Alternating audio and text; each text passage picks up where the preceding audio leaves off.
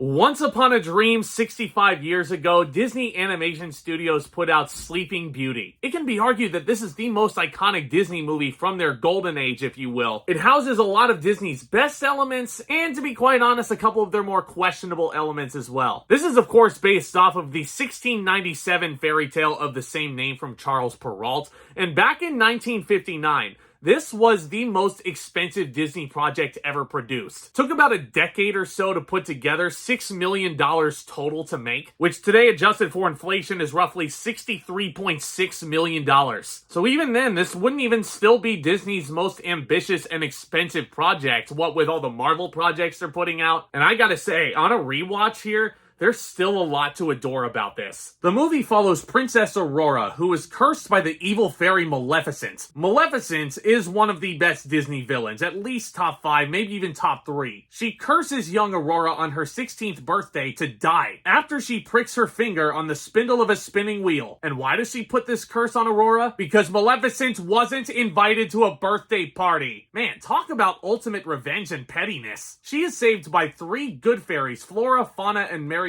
who altered the curse so that the princess falls into a deep sleep and is awakened by true love's first kiss, as you would expect from a lot of these golden age Disney movies. Now, this animation style was very different for Disney back then. It looks more like tapestry work in the background as compared to what we had with the watercolors and stuff like Snow White and Pinocchio. It really does feel like a pre-Renaissance type movie, like something that wouldn't exist going into the 18th century. Its score and its songs, composed by George Bruns, it was all based on this ballet which came out at the end of the 19th century. And I gotta say, technically speaking, what they were able to do with this story back then, like, it's still beautiful to look at, even though you have all these old-timey influences. Sleeping Beauty still feels like a timeless Disney movie that you can enjoy at any point in any generation. There are so many beautiful things that adults can really enjoy about this, like the tapestry work and the animation. The beautiful music is very soothing, but when Maleficent comes into the picture, it can also be very deranged. And okay, let's talk about Maleficent, voiced by Eleanor Audley, who also voiced Lady Tremaine in Cinderella. Man, does she up her game as Maleficent here. Again, all because she was not invited to this little baby's birthday. She decides to curse her to die when she's just a teenager. Like, that is sick. And also just the fact that she can control her minions at any point, which I forgot how funny these minions were. 16 years go by and she's looking for the Princess Aurora and there's no sign of her. And the minions reveal that these whole 16 years,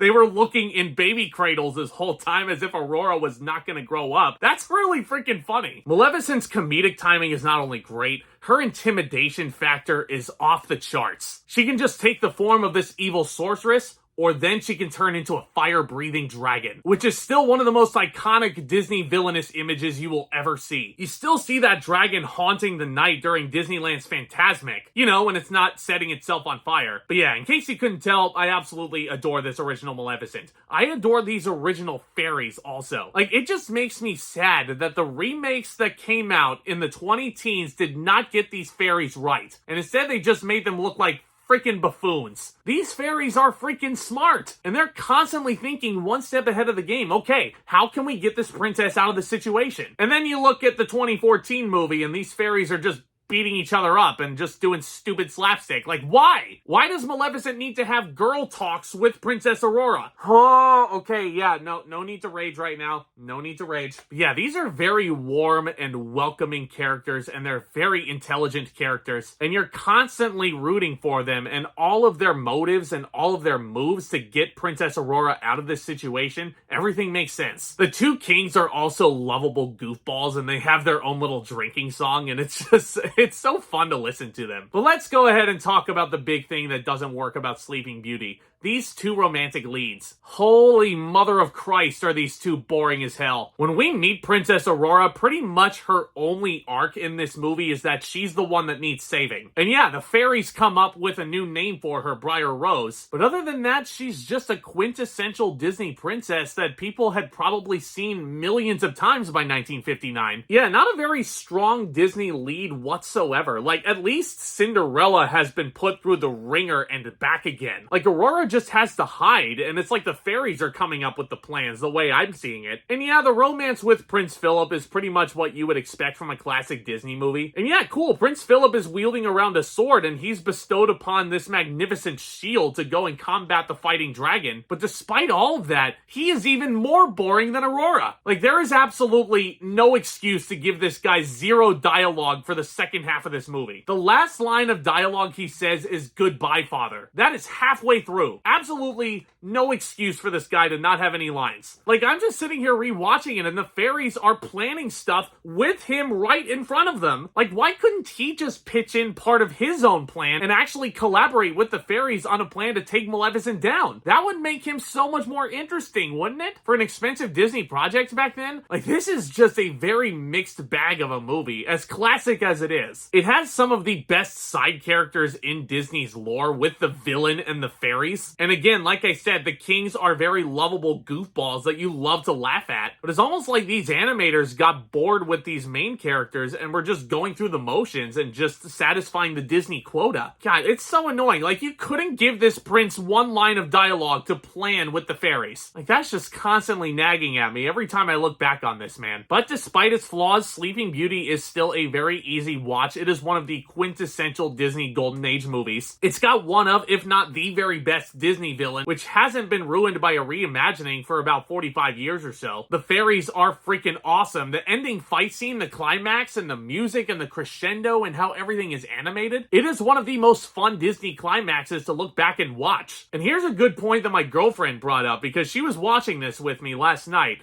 But the thing is, when Maleficent dies in this, yeah, spoiler alert, happy ending, the villain dies. It's actually one of the most brutal Disney deaths that I can remember probably ever. Because you actually see Maleficent fall off this cliff as the dragon, and just like, you see the result. You see the splat on the floor. And even as the dragon is falling, you see the sword nudged in her chest. And she's bleeding. Like, good God, Disney would never allow this these days. As many good things as this movie has going for it, the main characters are what really holds this back from being one of the best Disney movies, I think, in my opinion. Enough iconic classic things to carry this over the top, but enough things just to hold it back from top tier. I'm gonna give Sleeping Beauty an A-. I'm sure this is childhood for a lot of people. If you're watching this and you adored this movie growing up, love what you love, of course. Yeah, go for it. This one just doesn't hold as big of a place in my heart as other Disney movies would later on. Let me know what you think of Sleeping Beauty down in the comments. Let me know what your childhood memories with this movie are, because I love what I do here. I love discussing all things geeky, all things in the Disney realm over here. Getting to talk to you guys makes this all the more fun for me. If you've encountered this channel for the first time, do consider becoming a subscriber and joining the family today. And hit that thumbs up as well. Guys, stay tuned for more videos very soon. Y'all are the best. And with all that being said, Back Talk, commence.